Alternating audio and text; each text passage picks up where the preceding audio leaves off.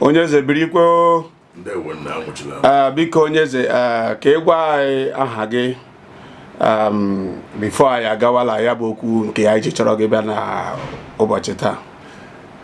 N'ike na ebere Chineke, aha m His Majesty Eze Dr. Ambassador Chukwuemeka, Eze Ndigbo nke izuzu na Ghana niile. Ndewo. Ndewo Onye Eze. N'ụbọchị taa o nwere okwu dị mkpa nke na-agagharị na mpaghara social media na mpekele akwụkwọ nke anyị ji chọrọ gị bịa. Anyị nụrụ na ndị South East Council of Traditional Rulers bandụrụ ihe gbasara ndị eze n'ụzọ ije. Anyị sị ka anyị chọrọ gị bịa nụkwanụ from you mara ma onwe unu na ha eso okwu bụ ndị eze na ụlọ, n'ihi na ama m na ihe gbasara ndị eze n'ụzọ ije have been established for over many decades. So ohem ji mgbe anyị nụrụ ya bụ okwu ọ gbagwojuru anyị anya, anyị sị ka anyị bịa ka anyị nụkwa from you. Ọ bụla anyị nụchakwa from you, anyị ga-achọkwa ya bụ ndị eze ga nụkwa from them. So o nwere ihe na-esere unu na ndị eze ụlọ? Nna unu mere ọfụma, unu bịara n'obi Igbo na Ghana imebe ajọ ihe gbasara ihe unu na-anụ na ikuku n'etiti ndị eze nọ n'ala Igbo na ndị eze ndị Igbo nọ n'ụzọ ije. Enweghị ihe na-esere anyị na ha wụ ndị nna anyị, ha wụ ndị papa anyị, ha nwawo ndị eze anyị na-achịkọta anyị na obodo anyị dị iche iche n'ala Igbo. Anyị nwakwa ndị eze n'ụzọ ije na-akwanyere ha ugwu ruru ha maka na ndị nna anyị ka ha wụ. Anyị nwawo ụmụ ha gara mba gbute agụ. Onye gara mba gbute agụ ya lọtakwa ibute agụ gbute gosi nna ya enwe anụ mmadụ ga-egbu n'ọhịa ya karịa nwata gburu anụ ahụ ya butere na esi nna lekwa anya gbagburu ha abụọ anụ rie ihe nọ n'ụzọ ije.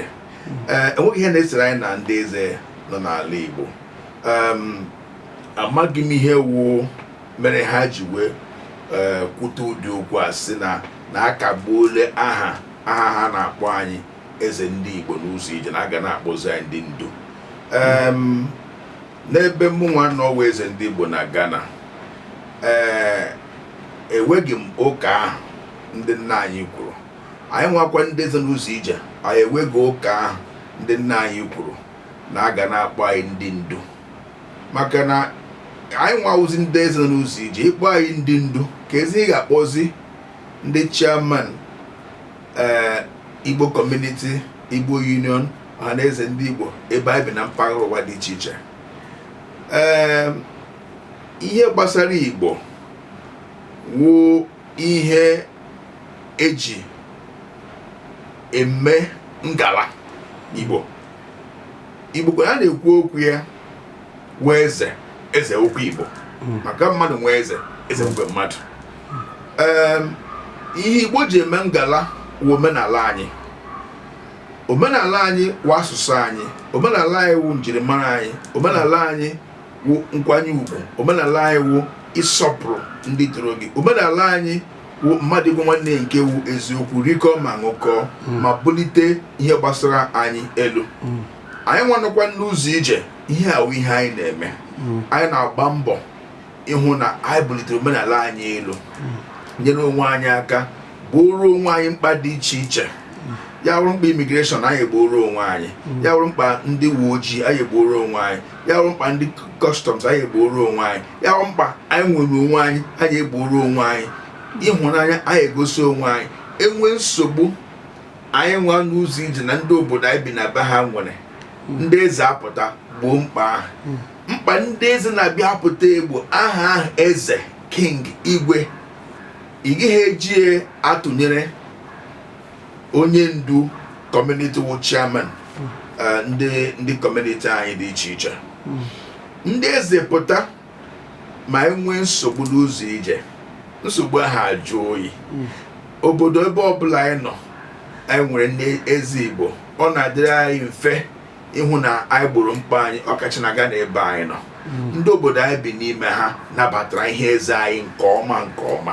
si n'obere nwa ruo na ndị eze na ndị eze nwaanyị na-achọ ala ruo ndị gọọmenti. Enweghị onye anyị ji emegide kema anyị ji ebulite omenala anyị elu. Otu a ka ọ dịkwa ndị eze ndị Igbo dị nọ n'iche iche n'obodo dị iche iche, mana Amerịka, mana Europe, mana Asia mana India enwe Eze Igbo ebe niile wee mana Lagos wee na Benin ebe ahụ na-awụ ha ala Igbo mkpa anyị ji egburu onwe anyị karịrị akarị ihe ọma ejikwa na-enweta karịrị akarị ụfọdụ ụmụnne anyị mgbe a mụrụ ha n'ụlọ ha anọghịrị ka ebe afọ iri na ise ha agaghị agba bọị ụfọdụ ndị ma ha amaghị omenala ma ha apụghị agba bọị ka ha gịrị gba bọị ha shi nga awọ dị mkpa lụọ nwaanyị mụchiwa nwa ụfọdụ echefuru omenala anyị nga ha na-amụchikwa nwa ha awọla nwa amụrụ na Lagos ọ amụrụ na Ghana ọ na-amụrụ na Amerịka ọ na-amụrụ na Europe ọ na-amụrụ na Cotonou ọ na-amụrụ na Togo ọ na-amụrụ na Abuja nwa ha na-etogwe ya na ọnụkwa ha iru nso ebe omenala anyị nọ ụmụ nwaanyị alụkwa na-alụ otu ihe ahụ ụfọdụ n'ime alụkwa ụmụ nwaanyị ndị ọbịa na-awụghị ụmụ nwaanyị Igbo mana omenala Igbo ehiwere n'ụzọ ije meziri ụmụ anyị na-amata omenala anyị na-amata njirimara ndị Igbo ma ndị ome anyị ma anyị na ndị onwe akwa pụrụ ije mgbe anyị rụrụ obere till tomorrow enwekwe ndị oke nọ n'ala Igbo na-amaghị omenala till tomorrow enwere ndị papa anyị udo dịrị unu ndị eze anyị enwekwa ụfọdụ ụmụ unu na-amaghị omenala na-amaghị ọjị awa na-amaghị otu esi eme ịbara omenala maka ha nọkwa ụzọ ije otu anyị si nọkwa ụzọ ije mana ihe anyị na-eme n'ụzọ ije ha na-amụtakwa ụfọdụ ụmụ ndị eze anyị nọ n'ala Igbo sokwa na ihe anyị na-eme n'ụzọ ije mana Ghana nka ma mpaghara ụwa dị iche iche ebe ọzọ dị iche iche so onweghị ihe dị njọ eji Eze Igbo eme onye wu chairman Igbo Union or Igbo Community ọhaneze ndị Igbo n'ụzọ ije highest 2 years or 3 years ya elotuo onye ọzọ abaga mana Igbo chie ga-eze ha n'ụzọ ije ị ga-anọgide n'oche ha ruo mgbe ị kara nka nwụọ ọ ga-esi chọwa ha iche gị lotuo onye ọzọ ọchịrị gawa ọkwanụ ọnwa egbuolu onye ahụ maka na ọ wee perpetual throne for ndị Igbo not for onye nọ nga ahasa Eze Igbo ya kacha nke onye ọzọ were ya so ihe gbasara Eze Igbo n'ụzọ ije wee ihe ọma onye ọbụla wee Eze Igbo pụta ebe ihe siri ike ihe ghara mma mana chairman of state na-egbokwe mkpa mana ndị Igbo enweghị ụdị nkwanye ugwu ebe ndị chairman nọ karịa eze maka ọ na-awụ akpụ eze na onye awụ eze Igbo akwanyere ya ugwu anyị nwanọkwa n'ụzọ ije na-emekwe omenala iri ji ndị Igbo nke eji wee mara Igbo iri ji ndị Igbo anyị na-emekwenụ unu nwawo ndị nna anyị ndị eze bi n'ala Igbo anyị jikwa unu abịakwa anyị akwanye unu ugwu bulie unu elu maka ọ aghụ ụmụ unu nọ n'ụzọ ije unu bịakwa gọzie anyị gọziere anyị ji anyị gọziere anyị ihe niile tutu anyị nwanakwa na ụzọ ije rie ji unu nwa ndị nna anyị nọ n'ụlọ na-ebu ụzọ wee rie ji ahụ June, July, August from August, September ndị n'ụzọ ije eriwe ji ọ ihe ọma ka ọwụ so unu nwawo ndị papa anyị ndị eze anyị n'ala Igbo isi na unu akagbuole ihe gbasara eze n'ụzọ ije ndị nna anyị n'ugwu unu biko ọ dịghị possible maka mmadụ anaghị akọ nrọ na-arọ gị ọwụghị unu nwawo ndị eze anyị hiwere Eze Igbo n'ụzọ ije ọ ndị Igbo n'ụzọ ije hiwere Chinaka Ojukwu ka m kọtụrụ obere akụkọ Ojukwu si onye ha na-eso wee lụọ ọgụ Biafra wee chigbote onye Igbo na-eme ihe gbasara omenala ọfụma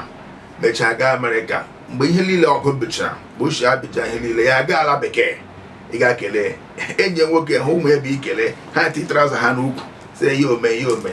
ya jụọ enyi nwoke si lee ka ụmụnne ekele ka ndị obodo Igbo ya sọ ihe obodo Igbo nyere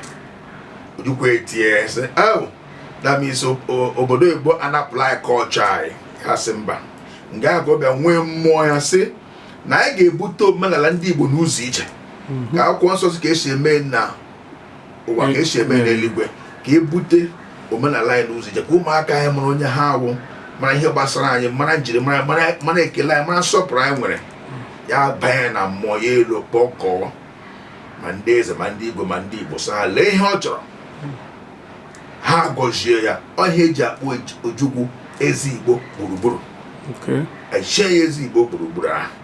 ihe ọrịka nga Kraịst bịa nwee ndị apọstụl ya bịa jipụga ha n'ụwa ha ga na-eme oden ndị ọzọ ka ahụ ọwụ Eze Igbo Gburugburu ahụ ya ebidozie gawazie mpaghara mba dị iche iche wee ebe ndị Igbo nọ a na-echizi ihe gbasara eze n'ụzọ ije Eze Igbo Lagos steeti eze mkpume o si na ndị Ojukwu chịrị egwe ndị kingmakers Ojukwu mere dent na-aga echi eze n'ụzọ ije and Ojukwu gwakwara na anyị dịka history gbasara eze n'ụzọ ije na echi ego eze n'ụzọ ije na gị laa rute River Niger across River Niger na-ewuzikwa ihe eze iwu n'ụzọ ije ịkrọs ịbagala ala Igbo ị ga-aga kwagara eze nwe ugwu na village unu bupụrụ eze nwe okpu this submissive to the authority of your king na village gị bupụrụ okpu kwara abụọ na mgbe ọbụla ilo ịbịa kelee kpọgịrị isha maka ịhụ nwa ya gara mba bute agụ na nga eyikwuru okpu eze ga-aga chalenjie eze na village kema gị were promote village unu were ebubata ndị enyi ndị Igbo ahụ na-achị n'ụzọ ije enwe mmemme eze unu na-eme n'ụlọ pụta ndị Igbo ahụ na-achị n'ụzọ ije ka ha so bịa promote culture unu bịa weta ihe development weta ihe support ma civic center ma ntamimo ihe ndị ahụ ndụmọdụ Ojukwu nke mgbe anyị nwee chi eze n'ụzọ ije na-akwanyere ndị eze anyị ugwu n'ụlọ mụnwa na ebe ahụ eze ndị Igbo Ghana ama onye ama Igbo na Nwangele local government eze mgbu Igbo one of ama Igbo eze Nelson Nwosu every Christmas ana m aga kpụpụrụ okpu kpọrọ isi ala ya gọzie m ma ewegere ọjị wegere mmanya ya gọzie m every year ama Igbo niile ga-agwa m na onye wee Eze Igbo Ghana wota otu akọdịkwa ndị eze anyị niile na everywhere ndị eze Igbo niile anyị na-akwanyere unu ugwu bụ ndị nna anyị ndị eze ebe n'ala Igbo but remember na every 12 a ga-enwere Judas enwere ike nwe otu onye eze n'ime unu nwa ga-echi na eze n'ụzọ ije nwere ike ya nwere akwagara m ugwu maybe ahụ na unu nwere land litigation n'ụzọ ụlọ ọnụ ma unu nwere family case n'ụzọ ụlọ ọnụ ma unu nwere community problem n'ụzọ ụlọ ọnụ ọkwa agaghị ha nwe ugwu dịka eze ya ze otu akọrọtala mma na ezu ibe ọ n'ọwụ ụtọ so ndị a gbakọtara kwuo ihe ese na na-akagbu ihe gbasara aha Eze Igbo n'ụzọ ije ana m agwa ndị nna anyị ndị eze nọ n'ala Igbo ama m enwe nsogbu unu nwere with one or two people ndị otu nọ n'ụzọ ije unu ji wee chewe echiche sa ga-akagbu ihe gbasara Eze Igbo n'ụzọ ije biko ọ ga-ahụ the best for us. Ndị Yoruba nwere ọba all over the world na Ghana nga anyị nọ ndị Yoruba nwere ọba ndị Hausa nwere Sariki nwee emir na Ghana ha nwere n'Ọka ha nwere n'Imo steeti ha nwere na Abia steeti ha nwere na Lagos ndị emir nwere na mpaghara ụwa dị iche iche eloteka anyị ga-esi awụ ọka ọjọọ. Ndị nna anyị unu kwesịrị ịdị na-agba mmanya gbajuru anyị okuku maka ihe anyị na-eme n'ụzọ ije wụkwa aha Igbo ka anyị na-ebulite elu. Ndị Israel ebe ọbụla ha nọ n'ụwa ha anaghị eji dị rabbis egwu egwu maka ọkwa dị aka ọjọọ ha na-enwe Israeli community enwe dị rabbi na-promote dị aka ọjọọ na-agba mbọ hụ na ụmụ ha na-asụ that Israeli language ha agba mbọ hụ na ụmụ ha na-eme ihe ha kwesịrị ime ọwụ ya wụ ihe ndị Igbo n'ụzọ ije na-eme. Ndị nna anyị unu kwesịrị ịdị na-agbajuru anyị mmanya okuku na anyị na-ebulite omenala and anyị nwanyị n'ụzọ ije anyị azaghị ha ahụ unu otu ugbu a my father wee Eze Ama Igbo n'ụba azaghị mme aha Eze Ama Igbo azaghị aha onye ọbụla wụ eze nọ n'ala Igbo the same thing ndị eze anyị niile ihe anyị zaghị awụ Eze Igbo n'ụzọ ije in diaspora. So masị ndị nna anyị ndị eze nọ n'ala Igbo enweghị ha na unu na-azọ unu nwe ndị mpa anyị ruo echi ruo nwanne echi masị ọ ga-adịrị unu mma ma biko ka unu mara na ihe unu na-ekwu na akagburu aha eze ndị Igbo n'ụzọ ije anyị si mba ọwụ ụtọ anyị ga-azakwa ndị ndu Eze Igbo n'ụzọ ije ha anyị na-aza re mma ihe Igbo chọrọ ọgụta na Ghana ugba ụta na Ghana ndị na-ebi na Ghana na-ahụ ihe edere n'akwụkwọ na-asị akagburu asị eze ka anyị ji aka anyị mee ka asị akagburu otu aka ọ dịkwa ebe niile. So biko ndị nna anyị onwe ha na unu na-azọ ọnụ papa anyị hụrụ unu n'anya unu ahụkwa anyị n'anya anyị si ya gazie ruo unu ọ dị mma eze ọ dị mma ilu ṅụrụ mmiri nke nọkwara ṅụrụ mmiri ndewo ọ dị mma ya bụ okwu ekwele nghọta nke bụ na n'ime ya ha ma ịbịa ịkwụsị ndị eze n'ụzọ ije ọ dị ka ha na-achọ itinye nsogbu n'etiti ndị Igbo. Asị m kwuwe dịka onye na-eme ihe onyonyo m gara sịla ihe ha ga-ebu ụzọ akagbu bụ ihe gbasara autonomous bikala ọ bụ ya bụ ihe na-etisa ala Igbo na-eme nwee okwu dị aṅa oke ndọrọ ndọrọ oke ekworola iro wee jupụtara ala Igbo. so dịka anyị si nụ ya bụ akụkọ n'oge awa anyị ga-emekwa ka ọ gakwala mpaghara ụwa niile a ga-echikwa otu aka na-agakwa na-emeti ndị eze ọzọ na-amakwanụ ihe bụ ihe a na-eme n'ihi na anyị jụkwala ya bụ ndị Igbo ndị nọ na Ghana ọtụtụ n'ime ha agbaala ezigbo ama banyere gụnwa bụ Eze Igbo na ọrụ ịrụ na ndị Igbo mee ndị Igbo ivine na mbụ la Ghana na ndị Igbo nwodoele ekpuli okpu Igbo nwodoele yili akwa Igbo la-agagharị mana ọ bụ site na ihe gbasara Eze Igbo nke mere Igbo ji pụta ihe na Ghana so a masị na ọ ga-adịrị gị la mma dịkwara ndị na-achị na mma dịkwara ma ndị eze ala Igbo la mma ha lasị ka ha nọ na nke bụ eziokwu ka ha hapụ ile enwe ọtụtụ nsogbu banyere Igbo ka ha hapụ ịlapụ Igbele ọnụ n'ihi na onye na-eme nke ọma na-asị ya mere gawara iru ka ọ dịrị gị la mma onye eze dịkwara gị Igbo bụ na-asị ọ ga-adịrụ na mma n'ụtụtụ ma n'abalị onye ọbụla wụ onye Igbo ebe ọbụla na ọgba mbọ ka ibulite omenala ndị Igbo elu ekwele ka ọkụ nye gị n'aka ụmụ nwaanyị sụwa na ụmụ na asụsụ Igbo maka bekee kpọrọ asụsụ unu mother tongue sụwa ndị Igbo ụmụaka na asụsụ Igbo ndị nna ofu ihe ahụ ndị ikwu na ibe ofu ihe ahụ na-agbanụ mbọ na-ebuli omenala anyị elu na-eyi akwa Igbo na-eri ndị Igbo eme iri ji ndị Igbo ka anyị were udo wee chia n'ime anyị ka ọ dịrị Igbo mma ka ọ dị na anyị ma ise onye eze